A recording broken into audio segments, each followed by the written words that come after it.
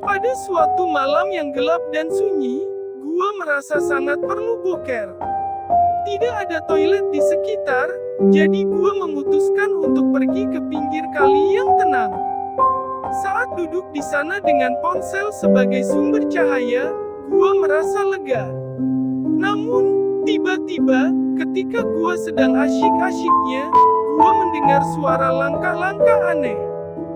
Gua mencoba untuk mengabaikannya, mengira itu hanya imajinasi gua. Tapi suara itu semakin mendekat, dan gua melihat sesuatu yang membuat gua hampir jatuh dari toilet alam terbuka itu. Sebuah pocong muncul dari bayangan gelap, dengan kakinya yang terbungkus kain kafan. Gua terperangah dan terjatuh dari tempat duduk, dengan celana gua yang masih di sekitar pergelangan kaki. Pocong itu berdiri di sana dengan kepalanya yang miring, seolah-olah bingung. "Apa yang sedang kamu lakukan di sini?" tanyanya dengan suara serak. Gua mencoba menjawab dengan nada lucu, "Well, sepertinya gua menemukan toilet terbuka baru yang cukup eksklusif." Pocong itu terlihat terkekeh, meskipun hanya mata yang terlihat dari balik kain kafannya. "Maaf, gua tidak berpikir ada tamu yang datang di malam hari seperti ini. Aku hanya ingin berjalan-jalan." Kami berdua tertawa, meskipun situasinya masih sangat aneh. Pocong itu akhirnya pergi dengan mengucapkan selamat tinggal yang ajaib, meninggalkan gua dengan cerita seram dan lucu yang tak terlupakan tentang pertemuan di pinggir kali tengah malam. Tentu saja, ceritanya bisa berlanjut. Setelah pertemuan yang aneh dengan pocong, gua masih duduk di pinggir kali ketika tiba-tiba terdengar suara tangisan yang sangat mengerikan.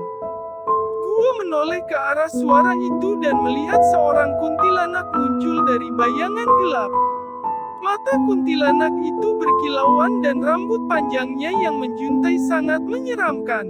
Dia melayang mendekati gua dengan lambat, dan gua bisa merasakan kehadirannya yang angker. Tanpa sadar, gua pun berkata, "Hei, jangan khawatir, gua hanya mencoba mencari tempat yang tenang untuk buang air besar."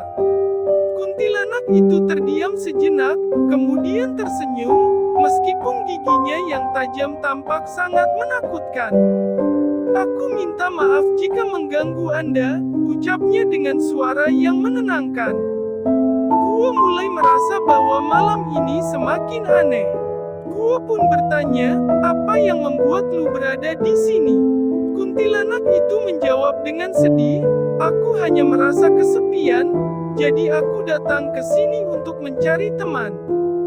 Tapi sepertinya aku membuat masnya ketakutan, maafkan saya." Kami berdua akhirnya berbicara tentang kehidupan dan kejadian aneh mereka sebagai hantu. Kami tertawa dan berbagi cerita, dan akhirnya, malam itu berubah menjadi pertemuan yang lucu dan tak terlupakan antara manusia, pocong, dan kuntilanak di pinggir kali tengah malam. Meskipun aneh, itu adalah malam yang penuh dengan tawa dan persahabatan yang tidak biasa. Ternyata, kejutan malam itu belum berakhir. Saat gua masih berbicara dengan pocong dan kuntilanak, muncullah Doraemon, si kucing robot dari masa depan, dengan pintu ajaibnya yang ikonik. Dia muncul dengan ekspresi terkejut. "Hei, apa yang sedang terjadi di sini?"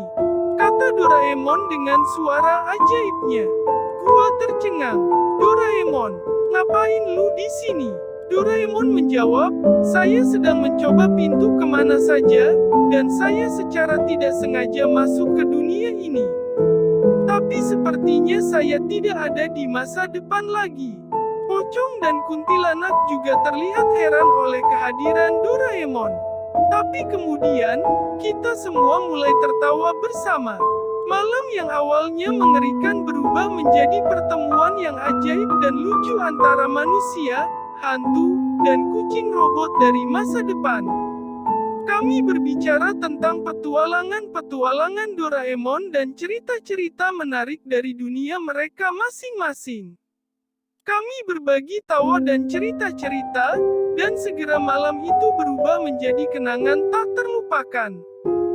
Siapa sangka, di pinggir kali tengah malam, kami semua menemukan teman-teman yang tidak biasa.